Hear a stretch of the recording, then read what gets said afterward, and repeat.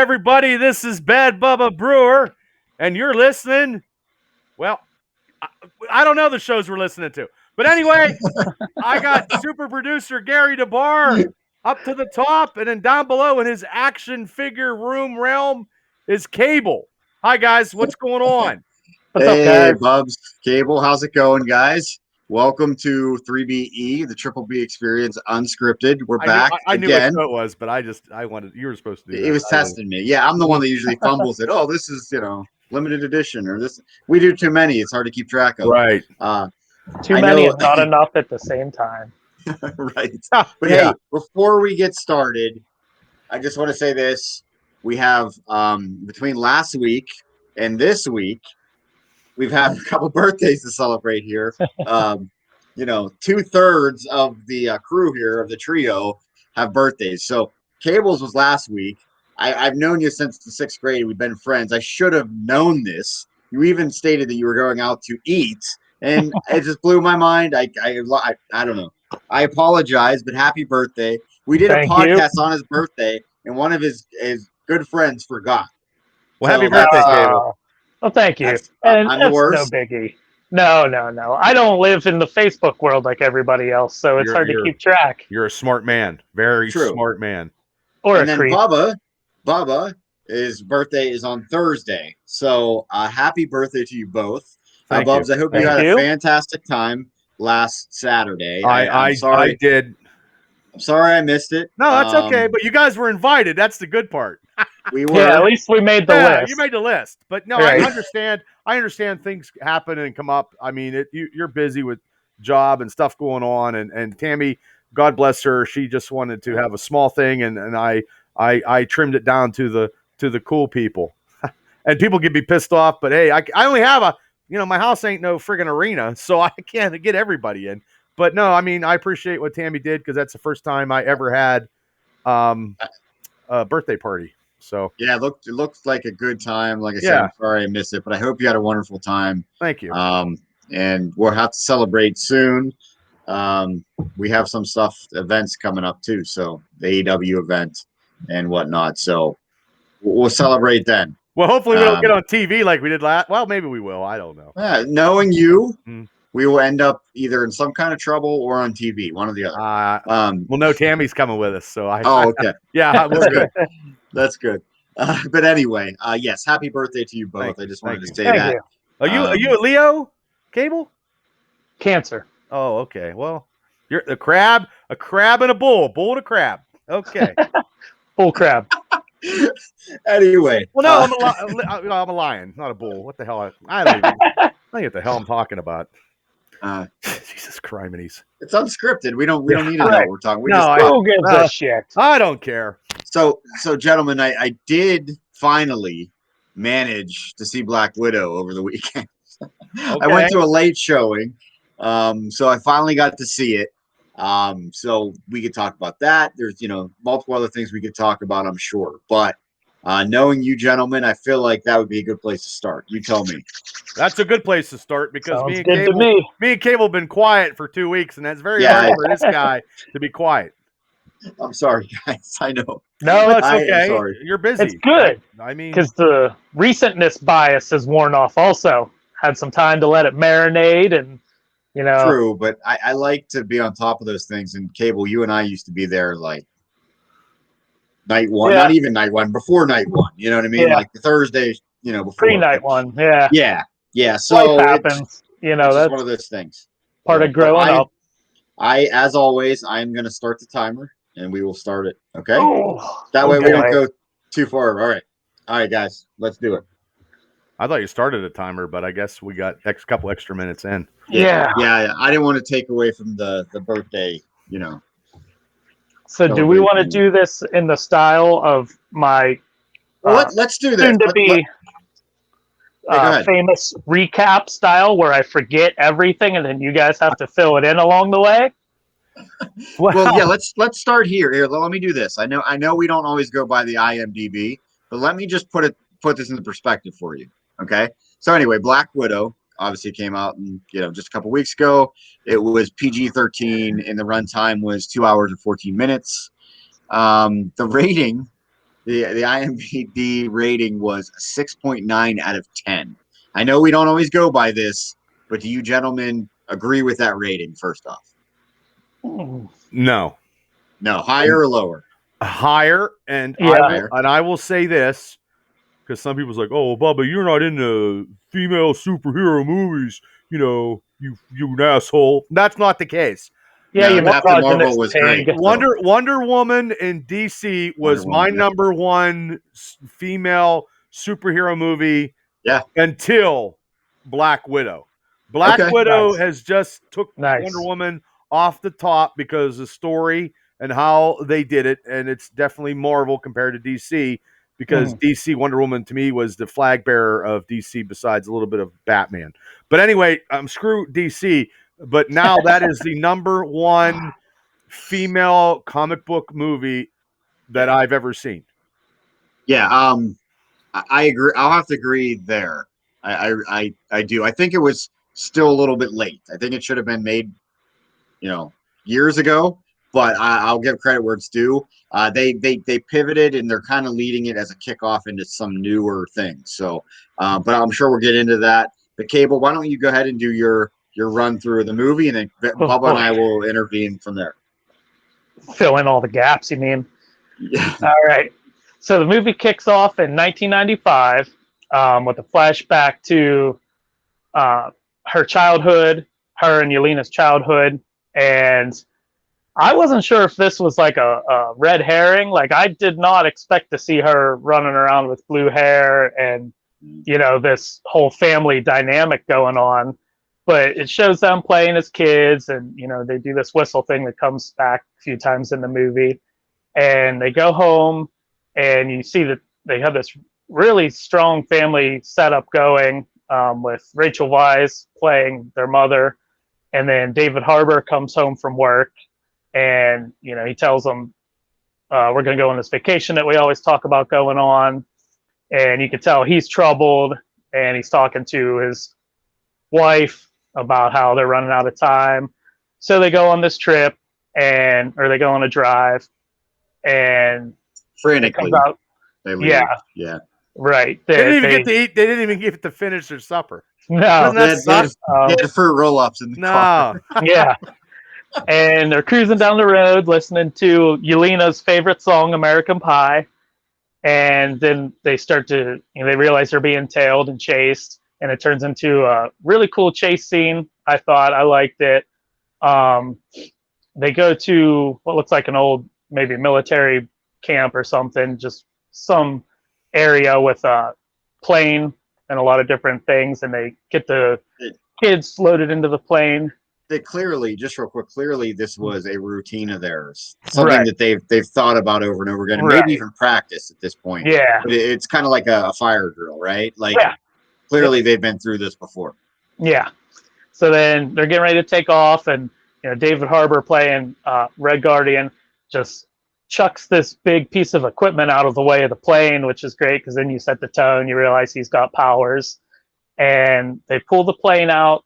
And they try to take off, and the people that were there chasing them show up, and a really cool action set piece where David Harbour's character is hanging on the wing of the plane with just like a rifle, trying to take guys out, and they're being chased down the runway. And because he had that not the super soldier serum, but he was very strong. He's very strong. I think in the MCU they will chalk it up to that probably if we maybe ever see him again. We should. Yeah. Kevin Feige said that he has no doubt that we'll see both of them, him and Rachel Weisz's character, Melina, again. And, they're able to lift the plane up. Rachel Weisz's character gets shot. So Natasha has to take over the plane, and they lift up at the last moment. They avoid hitting the vehicle. And then they touch down in Cuba. And all of a sudden they have accents, and you realize that they're Russian. And if anybody's seen the TV show The Americans, it's pretty much that setup, which is true. This has happened where like Russian spies came to America and posed as families and had like legit jobs and stuff. And meanwhile, they're reporting back to the motherland the whole time. And that's what they were doing. And he gets congratulated, pat on the back, from his superior. Was it Dracoff at that point? Was he there? Yeah. Yeah, it was him. Yeah. And then he pretty much just gives them consent to take the girls to the Red Room. And Natasha's trying to fight to get Yelena free from one of the soldiers that has her, and they sedate them and take them. And then something that was set the tone for the movie, and I loved. Marvel doesn't do a lot of opening credit montages. Yeah. Often. Yeah, they played the Nirvana song during and like a lot of and a lot of footage, like cuts of stuff, like real life footage, like drone strikes, and there's like a picture of Bill Clinton with like a leader from another country, like stuff that Marvel never does. And it just hit me immediately. I loved it. And then, it's cut into kids being taken to the Red Room, essentially. Then it comes back to 2016, which is where the rest of the movie takes place. And it's not too long after Civil War. Natasha's hiding out, looks like in a bathroom, and she's being tracked by William Hurt's character. Thaddeus Ross. There you go. Thaddeus Thunderbolt Ross. Bringing back the character from the Incredible Hulk, Civil War, which he will be the Red Hulk in MCU, because he was the Red Hulk in the comic book. I want to see it. And then a quick cameo in Infinity War, and they're tracking her. They think they have her, and you find out that she duped them. The tracker, she pulled a tracker out and left it behind, and she's on a ferry somewhere completely far away. Then it cuts to a scene that I really enjoyed. It's our introduction to Yelena as an adult, and she's up on a roof on a mattress, sniper style, ready to take out a target. And I love tactical things like that in movies. And, you don't see a lot of like sniper elements in the MCU. You don't need to, but it's really cool.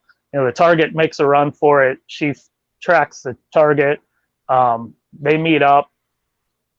Cold-blooded, they get into a little scuffle, and she just guts this girl, like, no qualms about it or anything. Stabs her, cuts her sideways, and as the girl's falling down that she killed, she releases a chemical agent into Yelena's face, which undoes her brainwashing, we'll find out later, or not that much later. And you see her like snap out of it, and she cuts her tracer out, and then Dracoff is talking to. She said, "Give this to the rest," right? Yes, that's what, and then she handed the rest of the vials to her, and she takes off. And they say now, they've got one on the run.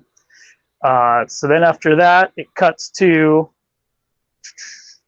Natasha in hiding, or setting up a hiding place. That little trailer camp with hardly any gas that her buddy, who is actually her supplier, that was napping in her bed. Yeah.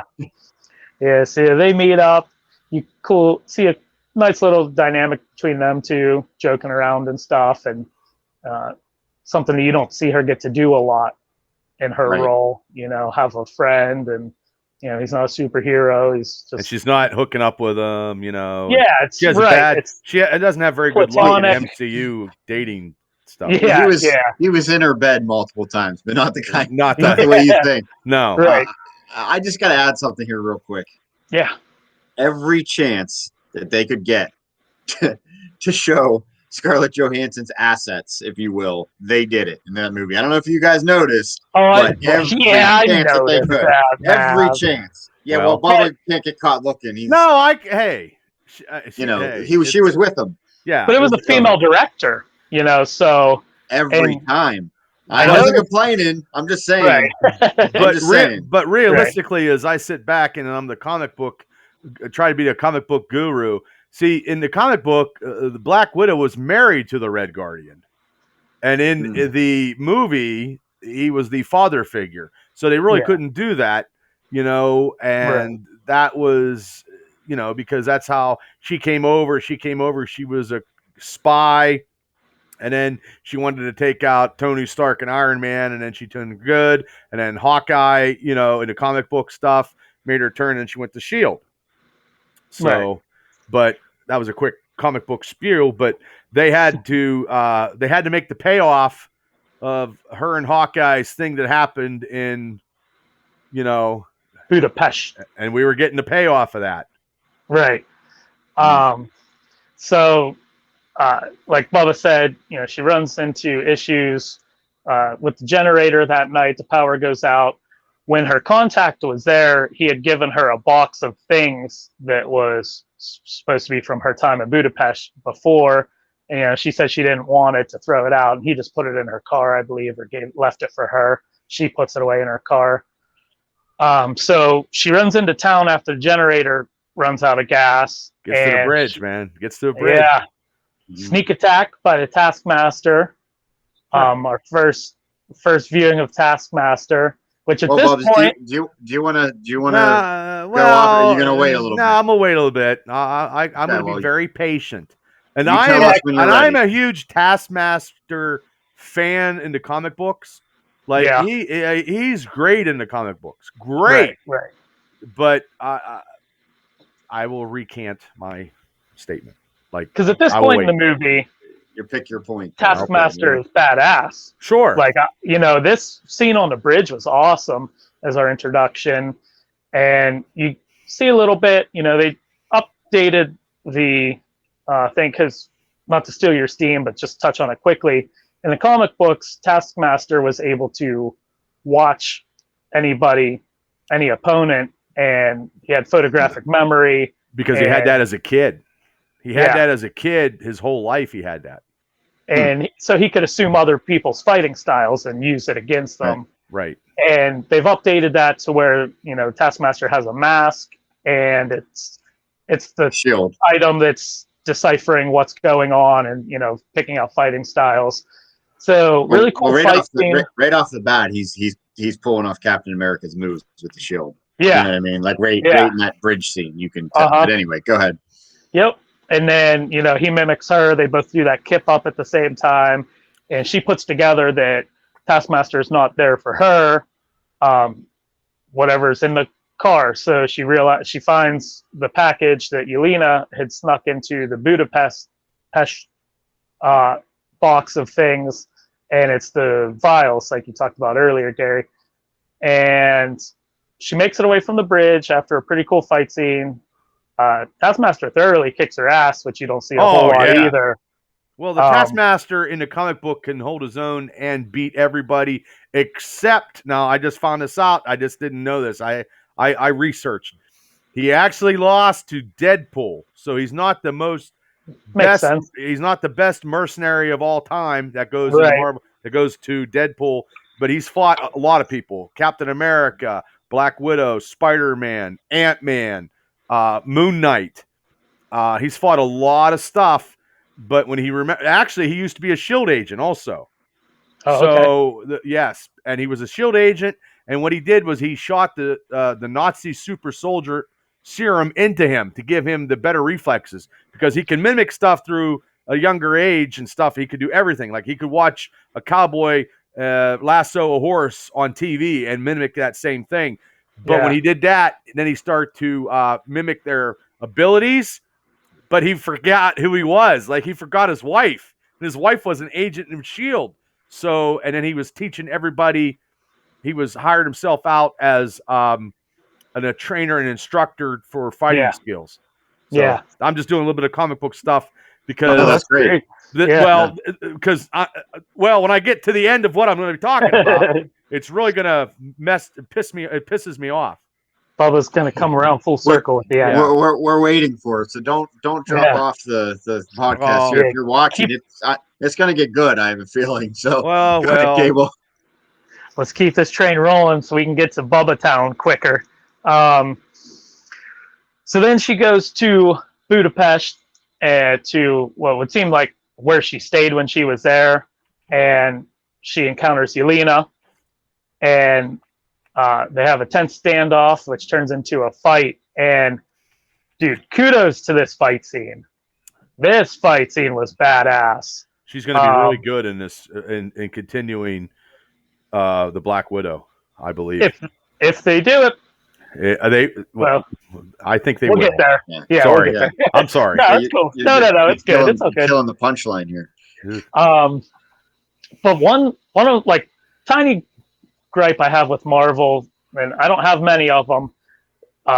Their action scenes aren't always shot the best. Like a lot of times they're cut really fast, and it's hard to keep track of where everything's at. Like they're changing angles, they're doing all sorts of stuff, and I think they do that to disguise their stunt actors. And this fight scene was very easy to watch. And I mean, they didn't do all of it, but I think they put a lot of effort into actually, choreographing this fight with the two actresses, Scarlett Johansson and Florence Pugh, and disguising when the stunt actors were in. But one of their best fight scenes, probably, like Marvel as a whole, I really liked it. And then they call a truce, and then they start to catch up a little bit. And she's Yelena, pronouns, pal. Yelena is explaining to Natasha what that chemical agent is and what it does, and how when Natasha was in the Red Room, they used just an old school style of brainwashing to brainwash the soldiers and the Black Widows, but now it's more scientific based and things like that. So while they're in this apartment, just a whole force of Black Widows comes after them. The action here was great too. Like the action in this movie was phenomenal. So they make this really cool getaway. Did it remind you, Cable, of like a Born Identity kind of movie? Absolutely, but in a female version. Yeah, but with it being like in a foreign country and everything, that's exactly what it reminded me of. And they kept the same title cards as Civil War with the really big font. Like they kept that. I thought that was a nice touch. So they escape, and you see one Black Widow fall, trying to chase down Natasha and or Yelena, and she snaps out of it kind of when she's on the ground, right? They don't use any of the vials on her. She just comes out of it, and her legs broke, and Natasha wants to go back and help her. And while she's going back to help her, you see Dreykov controlling her from the Red Room, and she puts the Widow's Bite gauntlet thing on her wrist up to her face and kills herself. And that was good. That set where we're at for the mind control aspect of it and everything. So they're on the run. Really, really awesome vehicle chase scene for a while. Taskmaster chasing them down the street. I think that was a reference or a callback when he blows up their vehicle to when that happened to Nick Fury and Winter Soldier. It was pretty similar. When Winter Soldier flips his vehicle, he shoots the bomb, device underneath it and flips it. Taskmaster did a similar thing. So I think that was a callback to that. They go into a vent in a subway, I think, to hide out. And, there's a mention of how Black Widow and Natasha and Hawkeye hid out there before for a few days. And then they get out of there. The coast is clear. They decide to go break out Alexei, Red Guardian. The original, the number one Guardian, because there were so many Guardians in the comic book lore. Okay. So they go to this prison, and cool scene. Tattoo and arm wrestling. At the same time. But when he beat that arm wrestling, that was supposedly the Russian bear Ursa Major. It turns into a big grizzly, but it didn't. That's supposed to be him. I think it's a little Easter egg. Yeah. They'll probably never expand on it, but he calls him Ursa at one point, and then he says he's a big bear. And then he breaks his arm or something. Yeah, that was good. Broke his arm. So then he gets a mail call. Was that Kurgan? No, I don't think. I didn't notice it. But I don't think it was. There's similarities. Yeah. I could see where you thought that. But. Yeah. So he goes get the mail call, and somebody had sent him an action figure of himself in his younger days when he was the Red Guardian. and you realize that there's a earbud or earpiece in it that he puts in, and it's Natasha instructing him how to get out of prison or where to go. They're breaking him out. And of course, he doesn't listen to what she says about trying to keep it calm and, under the radar. And he beats up the guards and he kicks down the door. And this scene was fantastic too. I really like this scene. I guess before I go any farther, though, I'm going to go backwards to a chunk that I forgot because I'm so good at doing this. There was a moment where Natasha and Yelena were doing almost a road trip for a little bit. And there were some good scenes there. Like Florence Pugh, I thought, stole this movie. She's a really good actress. Really good. Yeah. And what was she in before? she played Paige in Fighting with my family. Oh, yeah, you're right. Oh, yeah. was that her? Yeah. I didn't know that. I didn't realize that until you just said it. Oh, Yeah. wow. You're right. Yeah, she was in that. She was a lot smaller, Yeah. I don't think she was fully It was the developed hair. then. The hair. The hair did me. Yeah. And then she was in a excellent horror movie called Midsummer that came out, I think, 2 years ago. You got It's me there. really good. Yeah. Oh. And then, she's just starting to hit. I now, did not know that was her. That is unreal. Yeah. I did not. Yeah, I was impressed. Yeah. Yeah, she did a great Paige. Like the accent and everything, phenomenal. Wow. But yeah, I'm blown away. I didn't know it was her. yeah, She was talking about the pose and the hair flip. yeah. Called her a poser, which was kind of a cool dialogue between the two. Oh, they were bashing each other. Yeah. And then it calls out, the superhero movie trope of doing a cool pose when you do something. Nobody's going to do that tactically if you're actually out in the field or whatever. And then they had a really cool part when they're in the car and she gets the vest. And she's made a big deal out of the vest. And that's cool on two fronts because it's funny. They marvel at their humor. They killed it. But also, like what she was saying was important there. She's been mind controlled as far back as she can remember. And she's finally got to make a choice for herself. And then I love that part where, Scarlett is like, all right, it's a cool vest. And she's like, I knew it. It's got so many pockets. Like, the charisma that came out of her in this movie is fantastic. So, so they did that. And that was leading up to the prison break. So, amazing set piece where they break him out of prison. He almost fudged that up. He did a couple. Yeah. I was, at one point, I was kind of like, oh, he's just the big lumbering oaf, and I don't know how true that is to the comic. No, it's not. No, because he's the leader of the Winter Guard. So the Soviet super team of the Avengers. So and he's always counterpart with Captain America. So that's always and the Guardian, the Red Guardian in the Soviet Union. Now see, there's a Guardian in the Alpha Flight, but the red is so they have the same red in it, but there's numerous Red Guardians, but this is probably the most famous one, and he appeared in Avengers 43 was his first appearance. Bubba taking us to school. Well, I don't have that yet, and I've been trying to get it a couple times before the movie come out, and I was shit out of luck and I didn't get it, but maybe if I can get a good deal at a poor or fair issue, as long as you still have it, it's still, you know what I mean? It is what it is. Well, I just got my hands on a comic book version of Taskmaster because I figured those were going to go up big time, and I'm glad I did. That was my birthday haul. I got the original 196, the first appearance. That's cool. So awesome. Just to allude to what you said earlier about him being a big oof, like Marvel's been known to do this lately where they have to throw the comedy in there. Right. So even if they're willing to sacrifice one of the characters, they're going to do it. And they do. What I mean? So, and I didn't hate it. The comedy was funny, especially this movie walked a really good line of when to have comedy and when not to have comedy. Like there was a lot of comedy.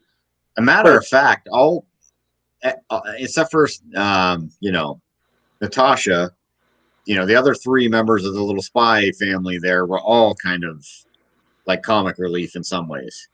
Yeah, well, I'll talk about that when we get to a scene, but they all had their moments for sure. Yeah, absolutely. But anyway, go ahead. So they break him out of prison. Awesome scene. Yelena's flying the chopper, keeping it up in the air. Natasha jumps down, kicking ass on the catwalks and stuff, trying to get hooked up with Alexei. And as Yelena's getting shot at, she just says, "Oh, enough of this shit," and grabs an RPG and launches it at the tower where she's getting shot from. And the explosion causes an avalanche. Terrible. So they're trying to get him, not only get him out of prison, but do it quick so they don't get engulfed in this avalanche. And as the avalanche is happening, Yelena has the awesome line where, "Oh, it's such a cool way to die," or whatever. Just awesome. Played it perfect. And they do, last second, they get him out of there. And they have a really good scene where they're all in the helicopter, face to face for the first time in however many years. And he wants to just pretend like, water under the bridge, nothing ever happened. And they go, a little bit of exposition, but they go into detail about everything that they were put through, because he just handed them over to the Red Room. And, there's a lot of trauma there. Like they went deep on some of that stuff. And then, they decide to go get Mom. Let's go get Melina. And, he's like, "We have enough gas." And then it cuts to the helicopter crashing, which was good. I like that. Right. So then they have to walk, and there's some tension, and the writing was really good here. Yeah, basically he was saying, did he ask about me? And with, he was asking, Natasha if Captain America was asking about him. And the line here I thought was good was, "You haven't seen us in 20 years, but you're going to ask us about yourself." Yeah. Which I thought was hilarious. But good dialogue there.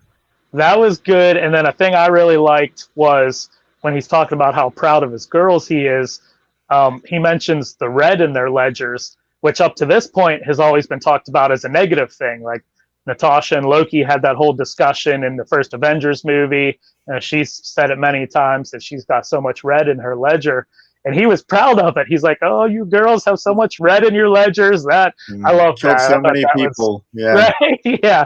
And, and it's at a time a little uplifting. Like he was able to pull that off, because then he does talk about how, she's the best assassin in the world and she's fighting with the Avengers, So then he's a good actor. He is. I mean, even when he did Hellboy, I thought he was really good in that. And he's a big, impressive individual, and he's good, in Stranger Things. I mean, he's good, I mean, this is the character that's going to get him in hopefully more stuff in the MCU, but he's good at what he does. Sure. So then they go find Melina, and she's working on a pig farm essentially, but she's doing experiments with the pigs, trying to do more mind control stuff. And, like it was with Alexei, it's tension when they first meet up and they go in the house. And I thought this scene, once they sit down, which is a funny scene with Red Guardian trying to fit into his old outfit, that was pretty good. I feel his pain sometimes. I really do. It's like Boba fitting into his Darth Vader outfit. Yeah, or my old wrestling tights or something like that. Like, that wasn't too long ago. You fit into those. oh yeah, but still, or a suit jacket that I have that I can't fit into. But they were drinking Chris beer. Farley, Yeah. I mean, they were drinking beer and trying to relate in a family kind of way. Yeah, and this scene was fantastic because they're trying to catch up. This first time they've seen each other in 20 years, roughly, over 20 years. And the chemistry between Alexei and Melina was still there. I thought that was pretty good, where he's talking about how he's been cooped up in prison and everything. That was funny. And then, they're talking about the mind control. And Melina brings one of the pigs in and has it stop breathing on command. And this part was weird, because, you could tell how cold she was to that whole effect now and system. Like, she almost killed this pig. Not even a hello, like when they got there. That too. Yeah. Yep. And, this pig's almost dying right beside her. And she's just going on about how efficient it is, which, I don't know if it's directly tied to this, but there were a lot of people that probably thinking about some ham. Well, good thing you got the comic relief, because I'm going to drop a serious note that I don't want to, but there's lots of stories of the people that designed the gas chambers for the Holocaust that are so caught up in how effective they were that they don't even realize how awful it was what they were doing. And that's what that reminded me of. Like, she's just all in on how good it works, right? So they got to like remind her that don't kill the pig, and she's like, oh, he had 6 more seconds left. But 11 more seconds or something. Is that what? Okay, yeah. And then they're going back and forth. They're fighting about how they weren't a real family and things like that. And Natasha's really standoff. But the part that I loved about this scene is while this is all going on, they keep cutting to Florence Pugh's character, Yelena, and sometimes she doesn't even say stuff, but she just has this like weight on her face where, her being the youngest, and then she eventually says how she feels. It's hurting her to bring all these feelings up again. Like, the way she plays this is so good, and then you see her keep taking shots. Like, she just can't cope with what they're talking about. So, and then like they work in the humor again, with her, I wasn't even talking or whatever, when Natasha kind of blows up. And but Natasha makes the way she felt or feels, maybe not the way she truly feels, but the way on the outside she feels evident. And then Yelena has her big moment where she talks about everything she was put through, and she was so young that all she knew was Melina as her mother, and big blow up at the table, so she storms off. And then Alexei has his dad moment and goes in and tries to talk her down, and really good acting there, funny. And then they bring in the American Pie, he sings that. Natasha, Melina go off, and they're talking for a while. And you see this photo album that you thought was left at the house at the very beginning. And Natasha was surprised that she kept it this whole time, an emotional moment. And then Melina reveals to her that she called Dreykov and that they're going to be there at any moment. And I was like, you goddamn bitch. Everything was going so good. And then that happened. And that was a good moment. Scarlett played it great. She was just like, okay, yep. Should have seen that coming. So then the house gets swarmed by Black Widows, and Yelena gets the Widow's bite from Melina. What happened with Natasha? How did they capture her? Or they did? Well, they switched. Oh, Bubba, you're killing me. What? We don't know that yet. He's talking about how they captured from the house. Which is, I'm drawing a blank on it. It doesn't. I mean, if people were watching this, they took him out. They took him out. Yeah, they shot. Didn't they shoot her with something? She took her. She took her out. Melina took her out. Did she take her out, or did she take Yelena out? I think Melina took Natasha. Natasha. Okay. Regardless, that's what they wanted. That's what they wanted everybody to believe. So everybody's captured. And I was just busting your balls, Bubba, because if people are watching this, we probably should have put this at the beginning. Well, spoiler warning.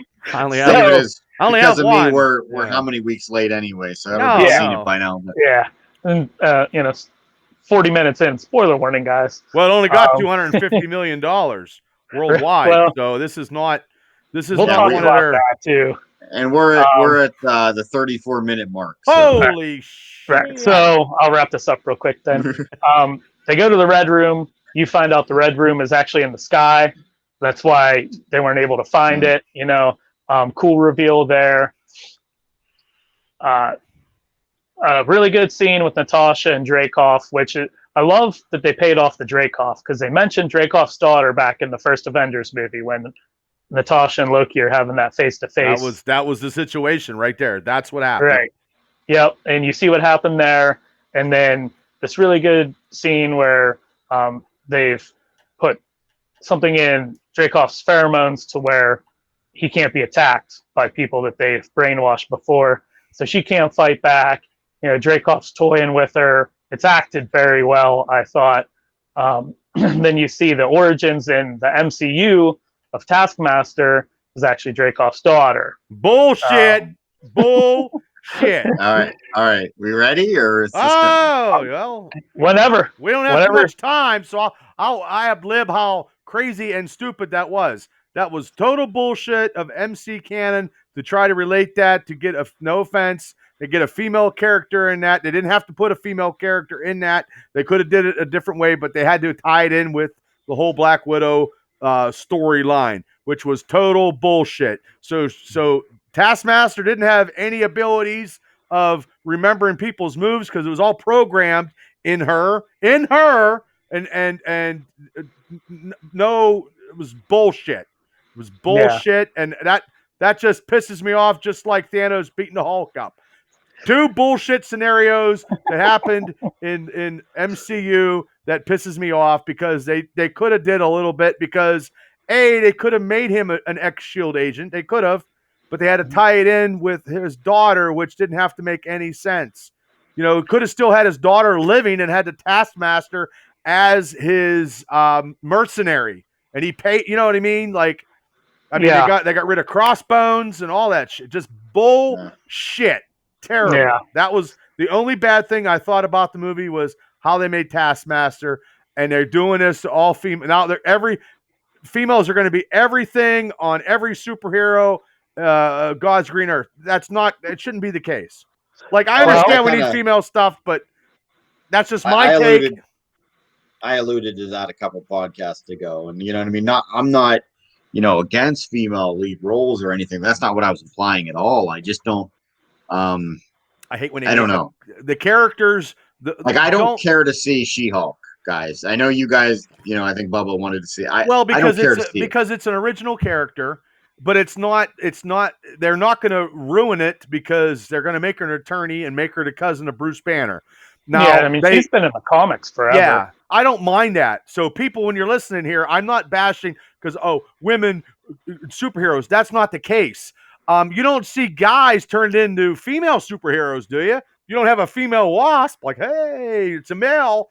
Oh, hey, it's a male wasp. No, you don't. You know what I mean? Well, Or the Enchantress. The Enchantress is not a guy. His name's not Eric. Hey, I'm Eric, the Enchantress. No, so stuff like that. That's what pisses me off. That is the only thing. Back to you, Cable, and I'm done now. I'm not going to counter what you said because I don't disagree with what you said. I don't even mind if it's just a straight gender swap. Because in Ant-Man and the Wasp, the villain Ghost is a man in the comics. Yeah, I didn't mind that, though. I didn't care because it didn't change the origins of the character. Right. I mean, I'm sure it was a little bit different, but it didn't completely overhaul the character. Right. They just made, a man character a woman, and whatever, if it just fits the flow of the movie. And I like the reveal of Dreykov's daughter living and being like a tool for revenge. It just sucks that it was at the mercy of the Taskmaster character, right? And I still might not have hated it if Taskmaster got more shine in the movie, because that character really didn't either. Like a few points here and there, he could have talked. Yeah, and just had bigger fight scenes because she came after Natasha on the bridge. She fought Red Guardian at the end. The chase scene in the car, and then I think there was like one other scene where she was active doing something, and then that was pretty much it. What'd you think, Mav, of the Taskmaster? I didn't realize it was the Taskmaster at first, to be honest with you. The appearance was different, and then I caught on when he started mocking the moves of other. I'm like, oh, I've seen that. You know what I mean? And then obviously the Black Panther came out, right? Yeah. Hawkeye. I can't say I was a big fan, but what I thought was funny is, you have the Taskmaster didn't say a peep, right? And like then there's Snake Eye, right? So it's like it was like roles reversed. Like, Taskmaster is usually the one that does speak, and Snake Eyes doesn't. You know what I mean? It was funny. It's just like it was like roles like. Well, that movie, he's a talking. He talked so much. He talked for $18 million, and that's all they made. So, but in the comic book, he didn't say a word. But exactly. in the comic book, and the Taskmaster in the comic book actually spoke. So, I mean, he was very articulate. He was very mouthy. He was very boisterous. He was boastful. He was egotistical because he was a taskmaster, and we didn't see any of that because it was programmed by his by him, and he used his daughter as a weapon. Which I don't know. Just Cable said it best. Like, I don't mind the fact that she came back. You know what I mean? But it was unfortunate that. I mean, what I think is an iconic character, it was at the cost of an iconic character. Yes. That I think they could have utilized elsewhere in the MCU. But right. Yeah. What do I know? Yeah. Well, that's why we do these podcasts, because that's why we do it. To get it out there. Yeah. Right. I did miss the point also where when they first showed up in the Red Room, it was Melina. It was Natasha under the disguise as Melina. Yes. Bringing back that face swap technology from Winter Soldier. 41 minutes, by the way. So okay. Okay. And then, I mean, that's, the end of the movie. That she fights back. She remembers that if she severs the nerve, breaks her nose, then the pheromones won't work. So she headbutts the table. And then, she beats up Dreykov for a while. And then he makes his escape, tries to. And Yelena gets freed. Everybody gets freed. Natasha even frees Taskmaster, Dreykov's daughter.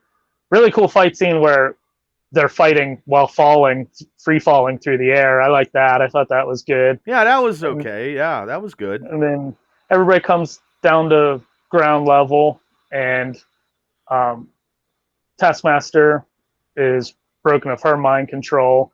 And even, with all the criticism of the character, when they brought her out of mind control and Natasha's trying to apologize to her, and the first thing she says is he gone? Like, she played, like, the emotion that came out of her, from all these years of her father using her as a weapon. Like, you could just hear that one line in her voice. So that was good. Definitely not Dad of the Year. No.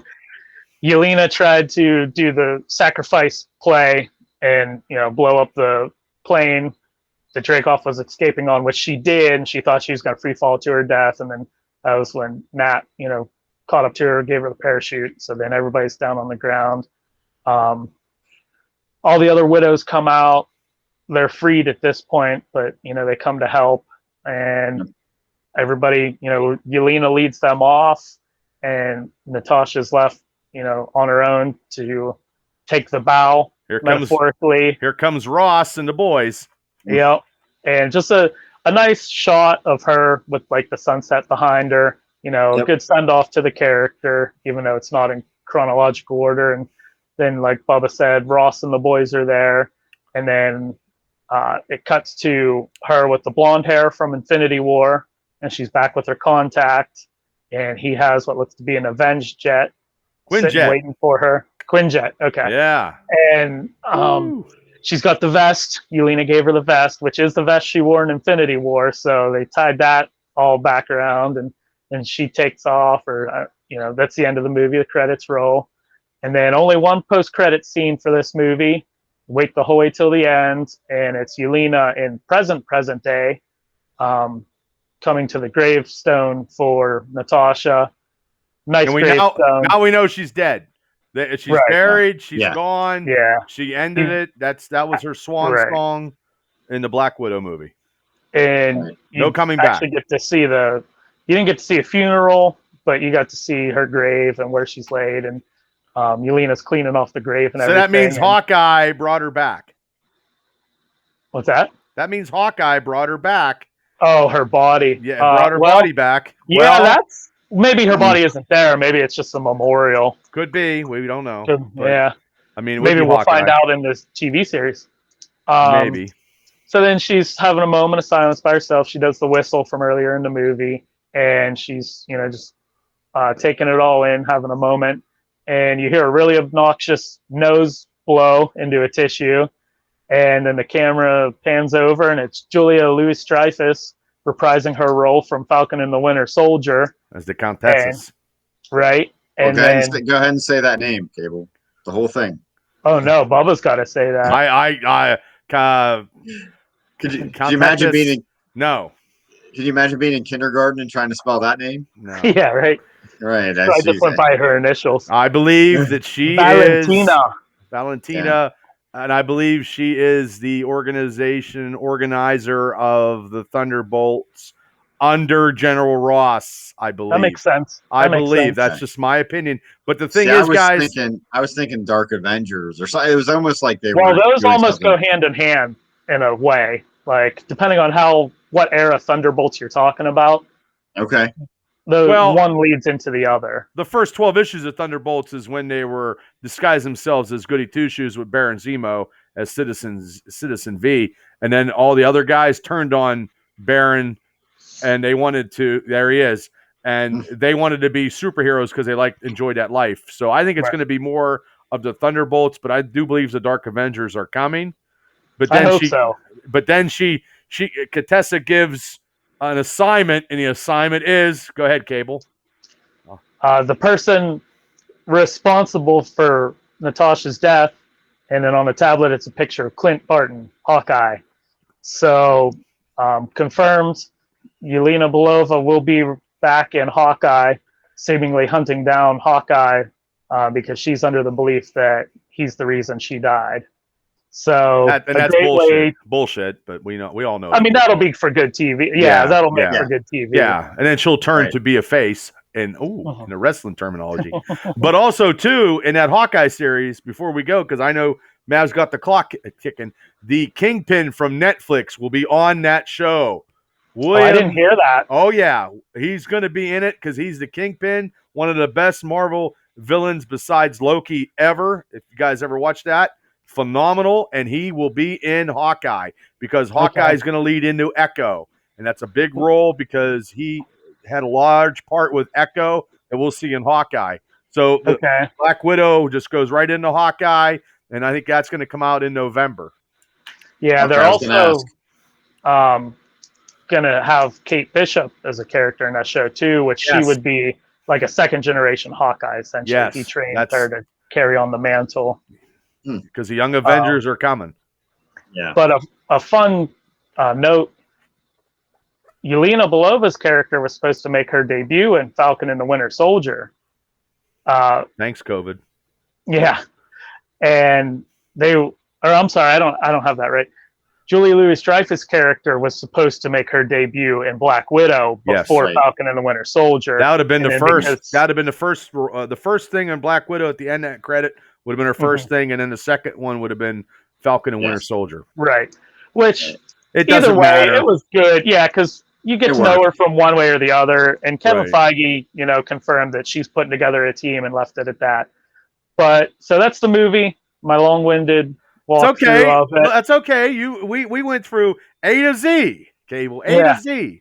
So if people are listening, they're like, hey, put your comments down, people. If you think we missed something, or you want to add your 2 cents in, that's why you have comments on the YouTube channel.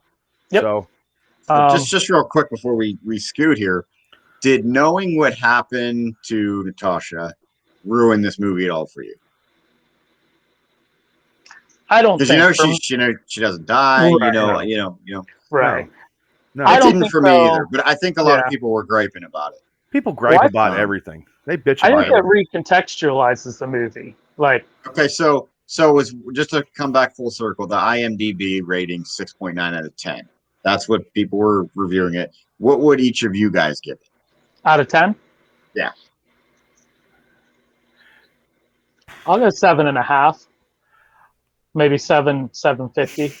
I just didn't like. The only thing I didn't like on the whole movie is how they portrayed the Taskmaster. But I like the Taskmaster because he was in a movie and but not how his character, how they swayed that a little bit. Other than that, I'm telling you, I think I would have gave it. I thought it was real good. I'd say 8.5 out of 10. So I'm gonna go in between. I'm gonna go with an 8. I really liked it. I told Cable, I'm like, I finally saw it. I thought it was great. Mm-hmm. That's the best female superhero movie I've ever seen. I agree. Yeah, I agree. And Wonder Woman was good. Yeah, Wonder Woman was good. Captain Marvel was good too. I liked it. I liked Captain Marvel. Third. Mm-hmm. Yeah, I would say 3. Yeah, but right.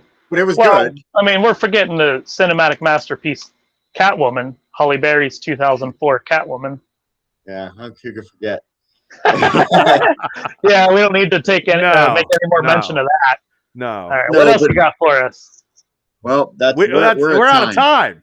we're maxed out, but that's okay. That's okay. But I mean, we have a lot of other stuff to talk about because there's a lot of wrestling stuff and Steelers and Hall of Fame. And you know what? Next week is next week, and that's what we'll do next week. And we got 50 subscribers to the YouTube channel. Thank you. Thank you. Tell your friends. You know, all the kids say, hit the subs. Yeah, I mean it's a slow, tedious process, and it's not a race. It's a marathon. So I'm just trying to get stuff on Facebook. Mav's doing the Instagram account, and Cable's doing the Twitter account. So the three of us are just doing different aspects of stuff, bringing everything we know to this YouTube channel. And we're also going to have our Triple B Experience podcast out very soon. I think I messed up when I sent it to Todd. He got it today, so hopefully we'll have it real quick, and we get that out. And I actually got a couple. I'm doing one wrestling match a week, and I'm going to be honest with you. These aren't the greatest wrestling matches in the world when I look back at them, and it is what it is. But I got two out, but I'm going to try to do one a week. And Mav, this is no shit. It took me for two of those matches approximately 5 hours to do. And I didn't do any special stuff like you do with the screen. I just cut and edited it, and I'm telling you, it's a bitch. yeah, it is a bitch. It can be. I'm trying to get be a tedious process. Yeah, but I'm trying to get content, and more content we got. Because you said if we get over 35, we got different rhythms, algorithms, I guess. But also too, I want to thank everybody that's supporting us. And if you haven't seen, watch our shows. We have a lot of content. We have a lot of different stuff, and we have the interests that we all like. So, guys, take us home. Yeah, Cable, go ahead. All right. Well, that was our spoiler breakdown of Black Widow a couple weeks later, but we got to it. We got to talk about it. I had fun. Yeah. Thank you guys for hanging in there. Wasn't as bad as I you were good. Do. You went from you were good. You were a little too thorough. That's why we went over. Well, that's okay. I wanted to break down some pivotal points, and I couldn't just gloss over it. But maybe on the next movie I'll shorten it up some. Yeah. We need the cliff notes. But no, it was good. We appreciate it for guiding us through that. Bubba obviously gives us the insight of the comic books and the backstory. Well, I'm a little upset for Taskmaster. No, you're here to guide it. You're here to guide it. But yeah, I'm the timekeeper. And we have a lot of other shows to go over, and we'll do that probably next week. And go ahead, Mav. Yeah. So everybody, thank you for watching, listening. Again, like, subscribe, share.